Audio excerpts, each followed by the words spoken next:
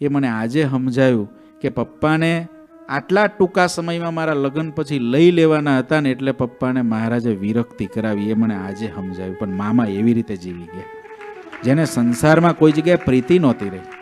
મને તો હજુ આજે ટોન સંભળાય છે ને, જ્યારે વચનામૃત વાંચતા હતા, જ્ઞાન સ્વામી વચનામૃત વાંચતા હતા અને પ્રથમનું 38મું વાંચ્યું કે બહાર ગમે એટલી પ્રવૃત્તિ હોય પણ હૃદયમાં જો એનો રંચ નહીં તો એનું બંધન નહીં. મૂળ શબ્દો જ અમે વાંચતા હતા, વિવેચન કરતા નહોતા. અને મેં પૂછ્યું, મામા હૃદયમાં કોઈ ઈચ્છા ખરી આ જગતની? કોઈ યાદ આવે અત્યારે મહારાજ લેવા આવે તો? મને કે કશું યાદ ના આવે. મેં કીધું સાચું બોલો છો મામા? તો કે કશું યાદ ના આવે. ત્યારે ઘરેથી ફોન આવ્યો, દીકરીનો ફોન આવ્યો. મામા કે રીંગો વાગે છે. મેં કીધું આજ તો મોટી એકાદશી, કોઈનો ફોન ઉપાડવો નથી આપણે, આજ તો ભજન જ કરવું છે. મારે નહીં ઉપાડવાનો ને તમારે નહીં ઉપાડવાનો. 38મું પત્યું પછી મેં કીધું ઋષિ સ્વામી વાંચતા હતા, ઋષિ સ્વામી જોકે ચડે. મેં કીધું હવે જ્ઞાન સ્વામીને આપો. મેં કીધું પ્રથમનું 53મું 54મું વાંચો. એટલે મેં આમ ક્રમ નક્કી કરી રાખ્યો હતો કે આટલા વચનામૃત મારે આજે સાંભળવા છે, મૂળ વચનામૃત જ. કારણ કે હું બેઠો હોઉં તો એ વાંચતો અને સાંભળવાની મને ટેવ. એટલે હું આજ મોટી એકાદશી છે, નિર્જળા છે, તો ભજન કરીએ. જેવું પ્રથમનું 54મું વચનામૃત શરૂ થયું એકાદશીનું અને મોક્ષના દ્વારની વાત આવી, પ્રથમનો 38મું પત્યું ત્યારે તો હું પૂછું છું, મામા મહારાજ અત્યારે આવે તો મને કે તૈયાર? હું ખરેખર તૈયાર? ત્યારે એનું લટકું મને યાદ છે, આમ જ મને કીધું, મને કે તૈયાર જ ને, કે એની ટેવ હતી ને પદ્ધતિ, આમ આમ મને કીધું, આમ હું આગળ બેઠો હતો, પાછળ હતા, તૈયાર જ ને, કે હું ખરેખર તૈયાર? તો કે ખરેખર તૈયાર. હવે મને ખબર નથી કે હું પૂછું છું આનું આ પરિણામ આવવાનું છે. પણ એ પ્રથમનું 54મું એકાદશીનું જ વચનામૃત, એકાદશીનું જ વચનામૃત, મોક્ષ દ્વારમ અપાવૃતમ બોલાય અને મામાને મોક્ષનું દ્વાર ખુલી જાય. ઠાકોરજીને સાધુ વચનામૃતની પારાયણ કરતા કરતા ધામમાં જાય અને જીવન જીવ્યા કહેવાય. થોડાક કાળની અંદર કામ કરી લીધું. કોઈને માગ્યું મૃત્યુ નથી મળતું. કોઈ રૂપિયા ખર્ચી જાણે કે હું રૂપિયા ખર્ચું મારું મૃત્યુ આવું આવે, મારી બાજુમાં સાધુ વચનામૃત વાંચતા હોય, ઠાકોરજી હોય ને સાધુ હોય અને મારો શ્વાસ છૂટે, શક્ય નથી. ગ્રહસ્થ આશ્રમમાં નથી શક્ય, ત્યાગાશ્રમમાં શક્ય છે. કારણ કે અમે લોકો જ્યારે એવી અવસ્થામાં જઈએ ને ત્યારે અમારી આજુબાજુ ભક્ત ચિંતામણીને બધું વંચાવા જ માંડે ઓટોમેટિકલી. પણ ગ્રહસ્થ આશ્રમની અંદર શક્ય બને છે જ્યાં આગળ ફ્રી હોય ઘરના પરિવારના. અત્યારે આપણા નરેનભાઈના માતૃશ્રી અત્યારે બસ હવે મહારાજના ધામમાં જવાની તૈયારીમાં છે. બધા પ્રાર્થના આજે ધૂન કરીશું આપણે કે બાને મારા સુખેથી લઈ લે. તો આજુબાજુમાં એને ભક્ત ચિંતામણીના પાઠ, જન્મંગલના પાઠ, વંદુના પાઠ એની આજુબાજુ થાય છે. અને આપણા પરિવારજનોએ એવું રાખવું જ કે આપણા વડીલોનો જ્યારે અંતકાળ હોય ત્યારે બધેથી રજાઓ લઈ લેવાની. મહિનાની રજા લેવી પડે, મહિનાની લઈને એની આજુબાજુ ભજનવાળું વાતાવરણ કરી દેવાનું, વારાફરતી રજાઓ લઈને. પણ એનું આખું જ જે અંતિમ ઘડી છે ને એ બહુ મોટું રિઝલ્ટ આપવાવાળી છે. ત્યારે એ કરી લે, કામ થઈ જાય. કે મામા કંઈ એવા મોટા સિદ્ધ કે એટલા બધા નિસ્પૃહી કે વૈરાગ્યવાના જગતમાંથી એવું કંઈ નહોતું થઈ ગયું. પણ થઈ ગયું તો શું? ભગવાનને સાધુમાં હેત. આ સાધુ મારા, હું એનો, આ થઈ ગયું તું. જેના કારણે વૈરાગ્ય પણ આવી ગયો, ધર્મ પણ આવી ગયો, ભક્તિ પણ આવી ગઈ અને અંતકાળે મૃત્યુનો ભય પણ ના લાગ્યો. મેં કીધું કે મહારાજ લેવા આવે તો તૈયાર, અને તૈયારીમાં જ ગયા. હું કે શું કર્યા વિના ગયા. બોલો, એવા મામા. એમની ગઈકાલે પુણ્યતિથિ હતી ત્યારે મામાને ને એમના પરિવારને તાળીઓથી વધાવીએ. જેને આવો સત્સંગ આપ્યો, જેને આ લોયા ધામની અંદર જે પરિવારની પાયાની સેવા છે અને આ જ દિવસ સુધી જેની સેવા આ મંદિરની અંદર પીવડા ઘનશ્યામ મહારાજના ચરણારવિંદમાં છે, જેને આવી ઘટના ઘટે અને જેને કોઈ પ્રકારનું આશ્ચર્ય ના થાય, જેને કોઈ પ્રકારનો ધ્રાસકો ના પડે, આવી ઘટના ઘટે, પોતાના પિતા, પોતાના પતિ સાધુની સેવામાં ધામમાં જાય અને એને ઘેર જઈને તમે વચનામૃતની બળભરી વાત એ જ દિવસ કરી શકો. 2 વાગે ધામમાં જઈને સીધા રોડ પરથી યોગેશ ભગત અમને લઈ જાય અને ત્યાં મામાને ઘેર ગયા. બહેનોની મર્યાદામાં, ભાઈઓની થોડા કંઈક ભૂપેન્દ્રબેન બધા આવી ગયા હતા. ત્યાં મેં વચનામૃત વાંચ્યું. વચનામૃતની કથા તે જ દિવસે એ ઘરમાં થાય. આપણે એમ કહી શકીએ પૂર્વે તો જે શાસ્ત્રોમાં લખાના છે લખાયા હોય. આજે જો નિષ્કુળાનંદ સ્વામી હોય ને તો આવા પરિવારોના નામ લખે, ભક્ત ચિંતામણીમાં નામ લખે. આ થોડી વાત નથી, થોડી વાત નથી. આપણા કેયુર ભગત બેઠા છે, અનિકેત ભગત આજે આવ્યા. બાએ જે સમર્પણ રાખ્યું છે, જે સત્સંગનો પક્ષ રાખ્યો છે, ભક્ત ચિંતામણી નિષ્કુળાનંદ સ્વામી લખે તો તે દિવસે આના નામ લખાય. કરોડોની સંપત્તિ છોડી દીધી છે ભગવાનને ગુરુજી માટે. જો ભગવાનને ગુરુજીના પક્ષે ના આવ્યા હોત, એમના પિતાશ્રી હતા થોડાક બીજી રીતના, એમને એક જ વિરોધ હતો, તમે સત્સંગમાં જાઓ એનો વિરોધ નથી, પણ લોયાધામમાં નહીં. વિરોધ લોયાધામનો હતો. તમે બીજા કોઈ પણ મંદિરમાં જાઓ પણ લોયાધામમાં નહીં. અને બાને પાક્કું હતું કે મારે આ સાચા સાધુ મળ્યા છે તો મારે હવે આ સાચા સાધુ સિવાય ક્યાંય નહીં. જો એ ત્યાં રહ્યા હોત તો અત્યારે આ લોકો મોટેલમાં પોતે કામ કરે છે, ભલે આટલા રૂપિયા સત્સંગ માટે ખર્ચતા, શેઠિયા થઈને નથી ફરતા. એ એના પરિવારો, બા પોતે, એ બધાય હજુ બધું જ કામ કરે છે. કોઈ કામ એવું નથી કે જે નહીં કરતા હોય. શેઠિયા થઈને મોટેલો નથી ચલાવતા, મહેનત કરીને ચલાવે છે. પરંતુ જો એ લોકો એ પક્ષે ગયા હોત તો આજે આ છોકરાઓને કોઈ જગ્યાએ મોટેલની રૂમ જાતે કોઈ જગ્યાએ બનાવી ના પડત, કે કોઈ જગ્યાએ એને મેનેજર તરીકે ઊભું ના રહેવું પડત, એને જાતે કોઈ ઉપર ધ્યાન ના રાખવું પડત. કરોડો ને અબજોની સંપત્તિ એની પાસે હોત, સોનાના બિસ્કીટ હોત, એવું કહું તો ઓછું નહીં, એવી સંપત્તિ એના પિતાની હતી. એ બધી બીજા હરામી લોકો પાસે જતી રહી, કારણ કે એના પિતા એટલા બધા ગુસ્સે થયા કે આ લોકોને તો કાંઈ દેવું જ નથી, બધું બીજાને દઈ દીધું. અનિકેત ભગતને, કેવરું ભગતને હું ઘણી વખત વાત કરું કે તમે આ ખરું ગુમાવી દીધું, હા, બાકી કેટલા રૂપિયા હોત તમારી પાસે, અને આ બધી મહેનત કરવાની, મજૂરી કરવાની. ત્યારે એટલું જ કે એ કદાચ હોત ને સ્વામી તો દારૂડિયા ને વ્યસની જુગારી થઈ ગયા હોત, એની જગ્યાએ ભગવાનને ગુરુજી છે ને બહુ મોટી સંપત્તિ છે, ભલે આખી જિંદગી મહેનત કરવી પડે. એને પશ્ચાતાપ નથી થતો કે મેં આ પક્ષ રાખીને શું મેળવ્યું, આ પક્ષ રાખીને શું મેળવ્યું.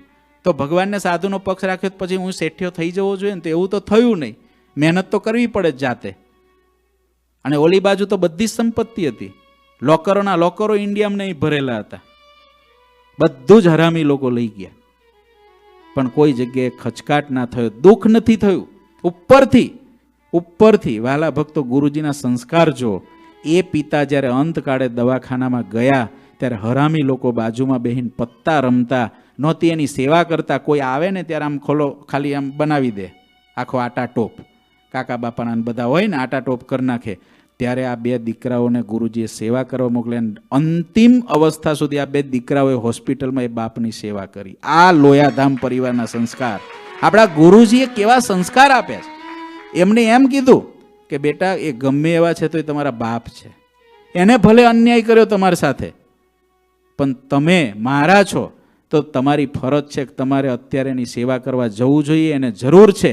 જ્યારે એમના પિતાથી બોલાતું નહોતું, સહીઓ પેલા લોકોએ ખોટી કરાવી લીધેલી, બધી સંપત્તિ લઈ લીધેલી, અંતકાળે એના પિતાને ખબર પડતી હતી કે મેં મારા છોકરાઓ સાથે અન્યાય કર્યો છે અને મારી આ બધું હરામી લોકો લઈ ગયા છે. પણ નો ચાન્સ, હાથ નહોતા ચાલતા, મોઢું નહોતું ચાલતું, આંખમાંથી ખાલી આંસુડા જતા હતા. પણ આ છોકરાઓએ અંતકાળે પણ એ બાપના આશીર્વાદ મેળવ્યા. એ લોયાધામ પરિવારની સંપત્તિ આપણા ગુરુજીએ આ આપ્યું છે.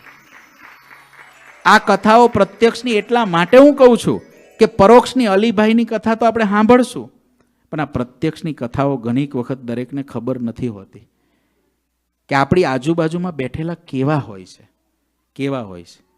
આપણી આજુબાજુમાં બેઠેલા છે એને કેવો એનો સમર્પણ ભાવ હોય છે, એની આપણને ખબર નથી હોતી. જેની ખબર પડે એનો વિચાર કરીએ તો આપણા જીવમાં બહુ બળ આવે, બહુ હિંમત આવે, જીવન જીવવાની બહુ શક્તિ આવે, બહુ શક્તિ આવે. માટે વાલા ભક્તો હિંમતથી ભગવાનને ભજવા. અલીભાઈએ વચનને યાદ રાખ્યું, લગ્ન કરવા માટે ગયા, લગ્ન કર્યા, કોઈ જગ્યાએ મૂળ છે નહીં. લગ્ન કર્યા પછી વાટ જોવે છે ભગવાનના વચનની. બધું જ કામ કરે પણ વચન સંભારી મૂર્તિ સંભારે, સર્વ ક્રિયામાં ઘડી ન વિસારે. મંદિરમાં બેસી ભજન કરે, હરિ વિના બીજું પર હરે. ભગવાન વિના બીજું કાંઈ નહીં, ભજન કર્યા કરે. હવે 18 વર્ષનો એમનો દીકરો થયો અલીભાઈનો. એટલે અલીભાઈએ પોતાના દીકરાને બોલાવીને કીધું, બેટા જો મેં તને 18 વર્ષ મોટો કર્યો, હવે તું તારી જાતે કમાતો થઈ શકે છે, તું હવે કામ કર. કપડાં બનાવવાનો ધંધો કરતા એ તો કે તું આવે કામ કર. અને 18 વર્ષ મેં તને મોટો કર્યો, તું 18 વર્ષ મને હવે પાલવ. મેં તને પાલવ્યો છે ને, હવે 18 વર્ષ તું મારું પાલન કર. અને 18 વર્ષ પછી જો હું જીવતો હોઉં તો આપણે બંને પાછા ભેગા થઈને કામ કરશું. મારું 18 વર્ષનો ઋણ તારા માથે છે બેટા, તું 18 વર્ષ મારી સેવા કર. અને ત્યારે પેલો દીકરો ગુનિયલ હતો, એ કે બાપા હું તમારી આખી જિંદગી સેવા કરીશ, તમે તમારે ભજન કરો. એ તો મુસ્લિમ જાતિનો હતો, એને મુસ્લિમ જ ધર્મ રાખ્યો હતો. અલીભાઈ એકલા જ સત્સંગી આખા ઘરમાં, એના ઘરવાળા પણ મુસલમાન. એને કેવી રીતે સત્સંગ રાખ્યો હશે? કલ્પના કરો કેવી રીતે રાખ્યો હશે. રોજ જુનાભાઈ સાથે ગણોદના મંદિરમાં બેસવાનું, ભજન કરવાનું, વાતો કરવાની, કથા સાંભળવાની, ઘેર જવાનું. પછી એક દિવસ એવું થયું, જુનાગઢથી સદગુરુ ગુણાતીતાનંદ સ્વામીની હયાતીમાં કોઈ સંસ્કૃત ભણેલા સાધુ નહોતા. પુરાણી રઘુવીર ચરણદાસજી એક જ પ્રથમ સંસ્કૃત ભણીને સારા વિદ્વાન થયા હતા અને બહુ જ ઉત્તમ શૈલીમાં કથા વાર્તા એ સ્વામી કરતા. એક જ વિષય ઉપર 8 દિવસ સુધી મનનીય પ્રવચન આપી શકતા. આવા પ્રતિભાશાળી સાધુ રઘુવીર ચરણ સ્વામી. અને ત્યારે એ કથા કરવા માટે જાડિયા ગામ ગયેલા, વરજાંગ જાડિયા, એ ગણોદથી નજીક થાય. એટલે એ કથા કરવા ત્યાં મંદિરમાં ગયેલા ત્યારે અભેશી જે હતા, જુનાભાઈ દરબારના દીકરા અભેશીજી, એ અભેશીજી ને અલીભાઈ રોજ ચાલીને કથા સાંભળવા આવતા ગણોદ ગામ, જાડિયા ગામ. એ રીતે એમને શ્રદ્ધાથી બરાબર 1 મહિના સુધી કથા સાંભળી. અને કથાની જ્યારે આગલી અંતિમ દિવસ હતો, એટલે કાલે અંતિમ દિવસ, એનો આગલો દિવસ, એ દિવસે અલીભાઈ રઘુવીર ચરણ સ્વામીને પગે લાગીને વ્યાસપીઠે કહે છે અને અભેશીભાઈને પણ કહે છે. શું કહે છે? સંત સમાગમને પ્રતાપે, સંત સમાગમને પ્રતાપે, અલીભાઈ ભજનથી ભાખે, અલીભાઈ ભજનથી ભાગે. કાલે ધામમાં જાવો છે મારે, કાલે ધામમાં જાવું છે મારે, અંતિમ દિન રહ્યો મારે માટે, અંતિમ દિવસ રહ્યો મારે માટે, અંતિમ દિન રહ્યો મારે માટે, અંતિમ દિન રહ્યો મારે માટે. અલીભાઈ કહે છે કે હવે મારા માટે આજે છેલ્લો દિવસ, છેલ્લા જય સ્વામિનારાયણ. ત્યારે પેલા રઘુવીર ચરણ સ્વામી કે હવે 1 જ દિવસ બાકી છે, કાલ કથા પૂરી થશે, આવજો ને કાલે. અભેશી કે હું આવવાનો જ છું ને, કાલે આપણે હારે ચાલે આવશું. ત્યારે અલીભાઈ કે મારે તો ધામમાં જવાનું છે કાલે, આજે મારો આ પૃથ્વી પર છેલ્લો દિવસ છે. એક મુસ્લિમ જ્ઞાતિના ભક્તને આટલી ખબર પડે, એ ભગવાન સ્વામિનારાયણનો પ્રતાપ કે મારે કાલે ધામમાં જવાનું છે. જો તો ખરા, મારે કાલે ઇન્ડિયા જવાનું છે, મારે કાલે અહીંથી વર્જિનિયા જવાનું છે, એમ કે મારે તો કાલે ધામમાં જવાનું છે. મુસલમાન જાતિનો.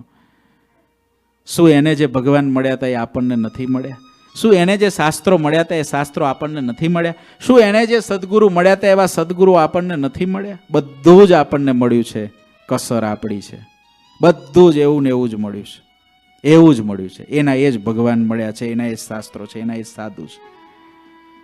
અલીભાઈ જય સ્વામિનારાયણ કહીને ત્યાંથી નીકળ્યા છે. સ્વામીનું પૂજન કરીને રૂપિયો દક્ષિણા મૂકી છે અને પોતે ત્યાંથી નીકળ્યા. ગણોદ ગામ આવ્યા. રાત્રે પોતાના ઘરની અંદર સૂતા નથી, માળા કરવા બેઠા છે. ઘરના પરિવારજનો પૂછે છે કે આજે પિતાશ્રી તમે કંઈક જુદી રીતના લાગો છો. ત્યારે અલીભાઈ કે બસ કાલે તો જે ધામની વાટ જોઉં છું એ ધામમાં જવું છે. સૂર્યોદય થાય હવે ક્યારે,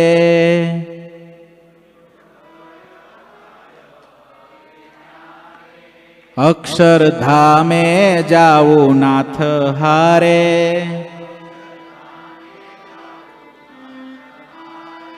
વાલો વાલા સંતો સાથે આવે,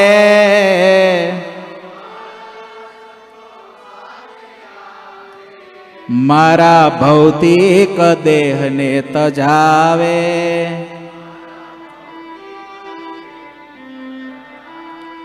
દિવ્ય દેહને આપશે નાથ. રાત્રે આવું સ્વપ્ન જોવે છે. મુક્તો સંગે થાશે મારો વાસ,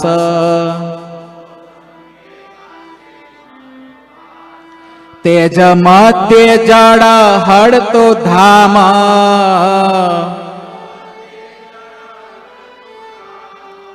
શીતળતા કોટી ચાંદ સમાન,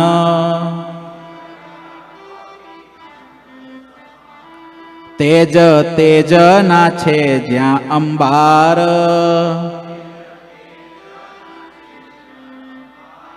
તેજ મધ્યે સિંહાસન અગાધ,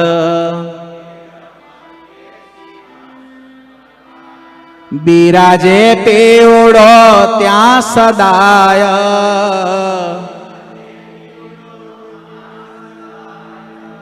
મુક્તો પેખી મૂર્તિ હરખાય,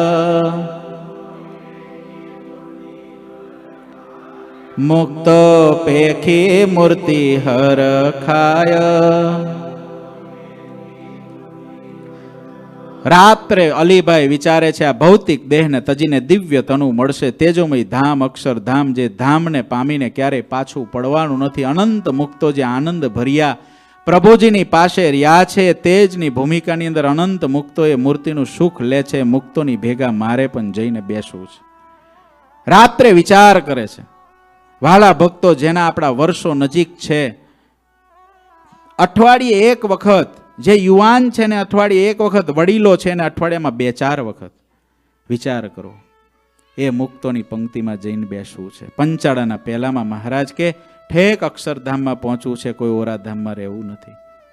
આ દેહ કરીને આવે ઠેક અક્ષરધામમાં, મુક્તોની વચ્ચે જઈને બેસવું છે.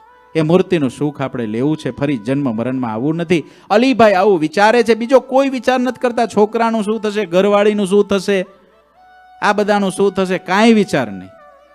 આ વિચાર ઉપર અલીભાઈ આપણને શીખવાડે છે સમર્પણ વાળો આવો હોય. બીજો દિવસ થયો, સવાર પડ્યું, સ્નાન કર્યું, મંદિર ગયા, મંદિરમાં જઈને ધૂન કીર્તન ભજન કર્યા.